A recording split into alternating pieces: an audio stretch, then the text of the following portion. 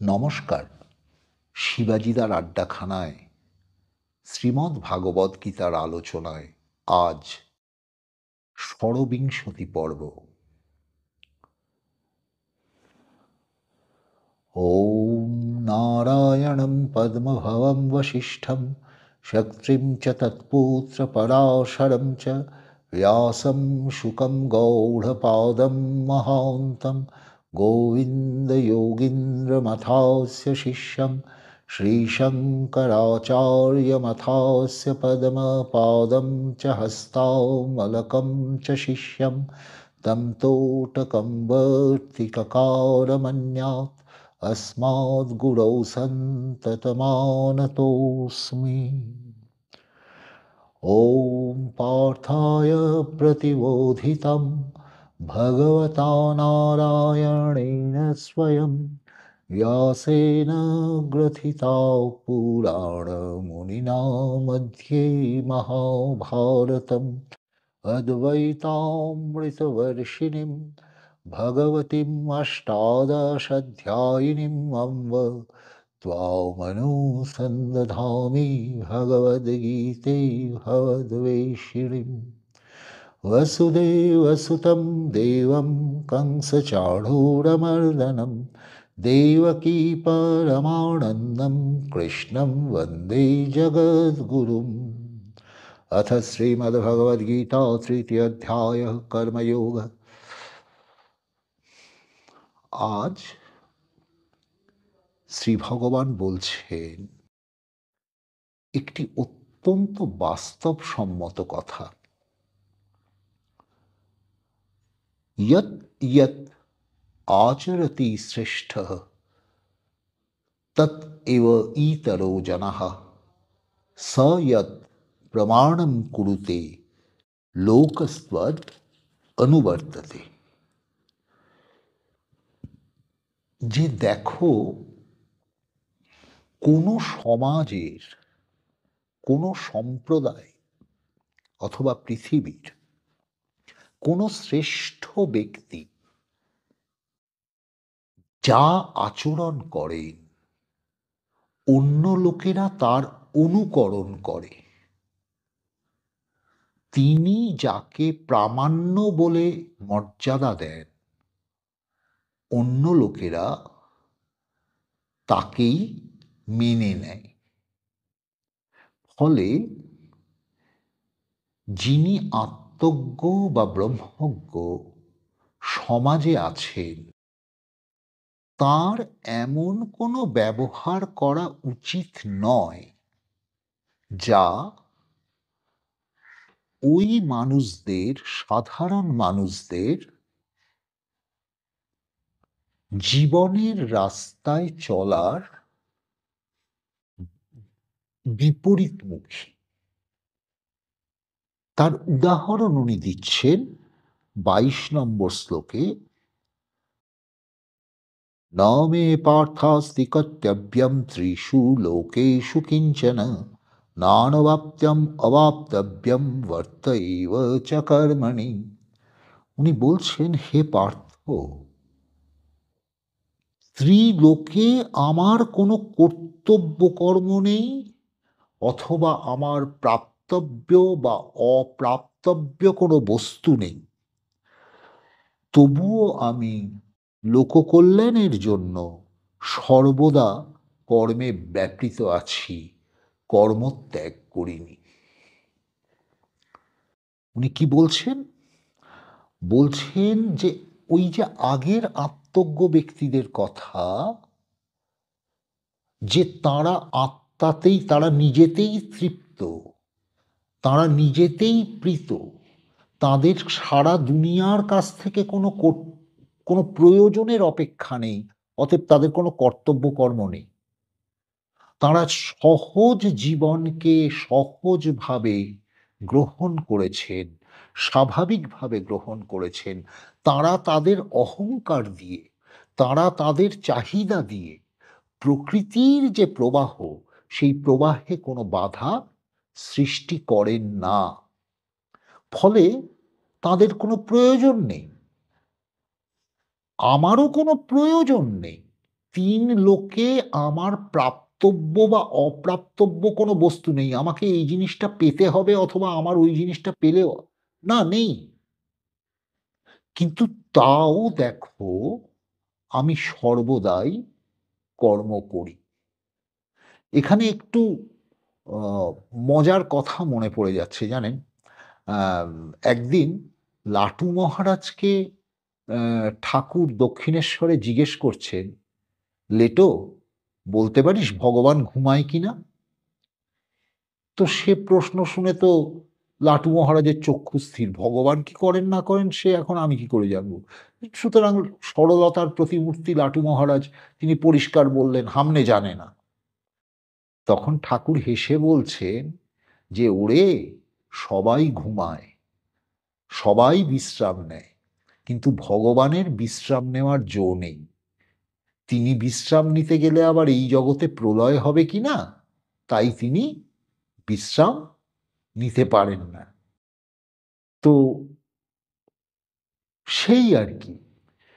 মানে সেই রামপ্রসাদ যেরকম বলেছিলেন না যে, "যখন থাকি ঘুমের ঘোরে, মাঝে থাকেন মোর শিয়রে, জেগে থাকেন ভাঙলে সে ঘুম, ডাকি আমি যদি পাছে।" এই যে আক্ষরিক অর্থে অতন্দ্র সর্বব্যাপ্ত চেতনা। তো যাই হোক, উম তো উনি বলছেন যে যদি আমি কাজ না করি মুশকিলটা হচ্ছে তাহলে কি হবে? কারণ সবাই তো দেখছে যে এটা কৃষ্ণ। এটা একটা মানবিক আকার, একটা নাম। সেজন্য উনি বলছেন, "यदि ह्यहं न वर्तेयं जातु कर्मण्यतन्द्रितः মম বর্তমানুবর্তন্তে মনুষ্যাঃ পার্থ সর্বশঃ।" হে পার্থ, আমি যদি অনলস হইয়া কর্ম না করি, তবে কি হবে? তবে মানবগণ সর্বপ্রকারে আমার অবলম্বিত পথকেই অনুসরণ করবে। অর্থাৎ অলস হয়ে কর্মত্যাগ করবে। কারণ তাদের পক্ষে নৈষ্কর্মের অবস্থাটা বোঝা সম্ভব নয়। খুব স্বাভাবিকভাবেই তাদের যে তামসিকতা, জড়ত্ব, আলস্য, নিদ্রা, অজ্ঞান এটা তাদেরকে চেপে ধরবে। তারা সবাই বলবে, "ওই তো যিনি সমাজের যিনি নেতা তিনিই কাজ করেন না। তাহলে সেটাই তো ঠিক। তাহলে আমরাও সেটা করি।" একটু মানে উম হয়তো একটু অশালীন হয়ে যাবে, তবু ভগবান শ্রী রামকৃষ্ণের একটি কথা আমি না বলে এখানে থাকতে পারছি না। ঠাকুর তার শিষ্যদেরকে বলছেন, "এখানকার যা কিছু করা জানবি শালা তোদের জন্য। আমি যদি বসে মুতি, তোরা শালারা দাঁড়িয়ে মুতবি। আর আমি যদি দাঁড়িয়ে মুতি, তোরা শালারা পাক দিয়ে দিয়ে তাই করবি।" তো হুগলির গ্রাম্য ভাষায় অজমূর্খ শ্রীরামকৃষ্ণ তাঁর বক্তব্য এইটা, এবং গীতায় সংস্কৃত ভাষায় এইভাবে বলা আছে। কিন্তু তার ফল কি হবে? তার ফল হবে, "উৎসীদেয়ুরিমে লোকা ন কুর্যাম কর্ম চেদহম শঙ্করস্য চ কর্তাস্যাম উপহন্যমিমাঃ প্রজা।" কিন্তু তার ফল যেটা হবে যে যদি আমি কাজ না করি, তাহলে লোকস্থিতিকর কর্মের অভাবে এই সকল লোক উৎসন্ন হইবে। অর্থাৎ সমাজের মানুষ তাদের দুরবস্থার চরমে যাবে। যদি আমি অনলসভাবে কাজ করে তাদের সামনে উদাহরণ স্থাপন না করি, তাহলে আমাকে অনুসরণ করে বা অনুকরণ করে তারা আলস্যকে আশ্রয় করবে। ফলে এই সমস্ত সমাজ উৎসন্ন হয়ে যাবে। আমি সামাজিক বিশৃঙ্খলতার হেতু হব এবং সেই জন্য প্রজাগণের বিনাশের কারণ হব।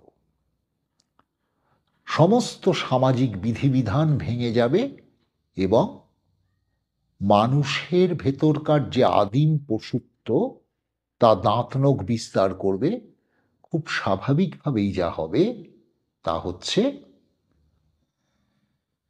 মানুষের সমাজ উৎসন্নে গিয়ে পশুর সমাজে রূপান্তরিত হবে।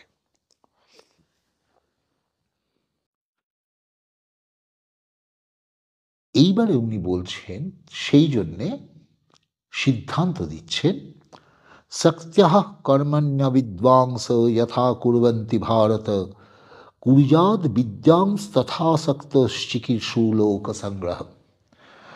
হে ভারত, অজ্ঞানীগণ আসক্ত হইয়া যেরূপ কর্ম করেন, জ্ঞানীগণ অনাসক্ত হইয়া লোকশিক্ষার জন্য সেই রূপ কর্ম করিবে। আমরা এটা ভাবতেই পারি না যে অনাসক্ত কর্ম জিনিসটা কি। ফলত আমরা আমাদের মতো করে ভাবি। তাই উনি, যাঁরা এই ব্রহ্মবিদ্যার পথে চলছেন, সত্যকে বুঝছেন এবং সত্য স্বরূপ হয়েছেন, তাদের সবার জন্যই বলছেন যে যেরকমভাবে অজ্ঞান ব্যক্তিরা আসক্ত হয়ে বিভিন্ন কামনায় তাদের কাজ করে, সেরকম অনাসক্ত মানুষেরাও তাদের মতোই লোককল্যাণকর, লোকের কল্যাণের জন্যে, সমাজের কল্যাণের জন্যে যে কাজগুলো, সেই কাজগুলো তারা করবেন। সেটাকে বাদ দিলে সমাজ উৎসন্ন হয়ে যাবে। অর্থাৎ তাঁরা এই উদাহরণ সৃষ্টি করবেন যে কিভাবে কাজ করতে হয়, কিভাবে নিরপেক্ষতার সঙ্গে ব্যক্তি স্বার্থের বাইরে এসে কর্তব্য কর্ম করতে হয়, কিভাবে মানুষের কল্যাণের জন্য চিন্তা করতে হয় এবং কাজ করতে হয়, এই জিনিসগুলি তাঁরা তাঁদের নিজেদের জীবনে দেখিয়ে মানুষকে উৎসাহিত করবেন।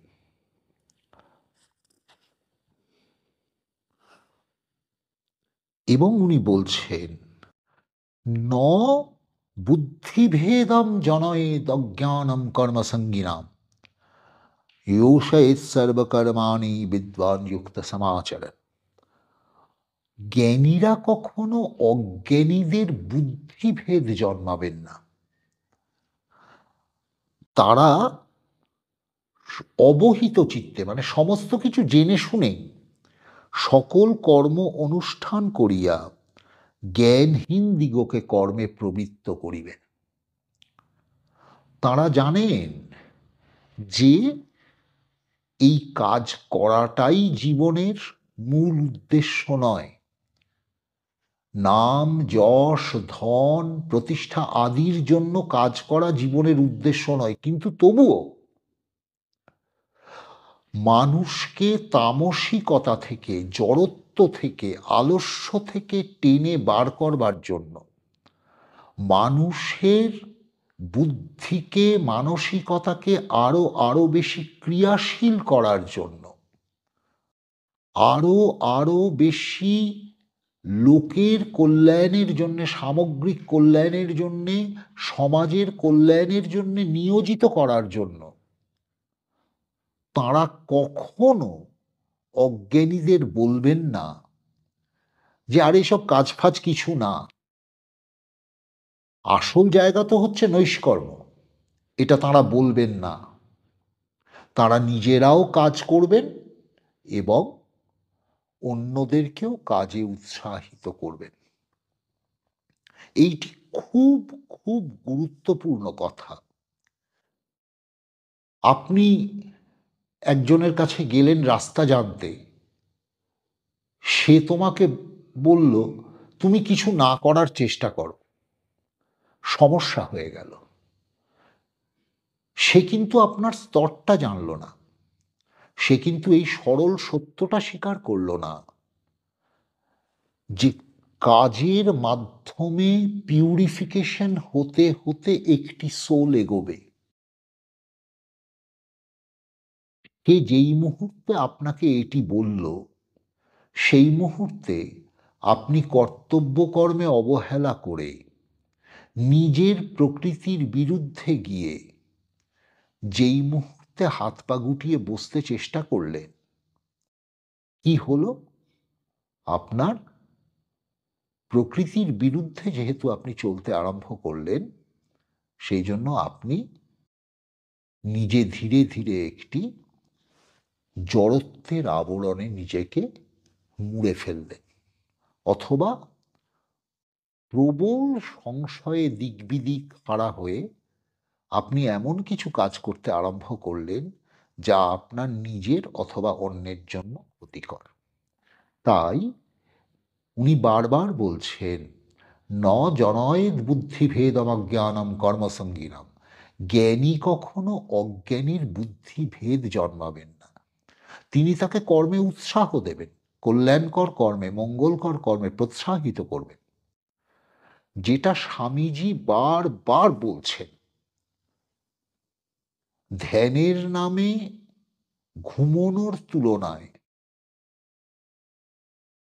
আমি যদি মানুষের কল্যাণের জন্য নিজের ব্যক্তি স্বার্থের বাইরে বেরিয়ে কাজ করা অভ্যাস করি, সেটি আমার সামনে অনেক অনেক বেশি আধ্যাত্মিক জগতের দরজা, আধ্যাত্মিক উত্তরণের দরজা খুলে দেবে। এই সমস্ত বক্তব্যটি বিশেষভাবে চিন্তার, অনুভবের প্রয়োজন রাখে। ফলে প্রচুর সংশয়, প্রচুর প্রশ্ন। কমেন্ট বক্স খোলা রইল, দয়া করে কমেন্ট করবেন। আজ আসি।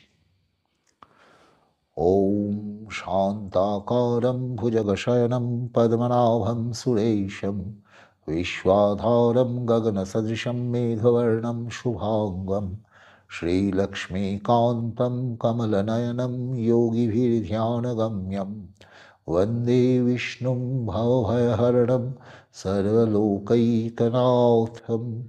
ॐ शान्तिः शान्तिः शान्तिः। हरिः ओम तत्सत्।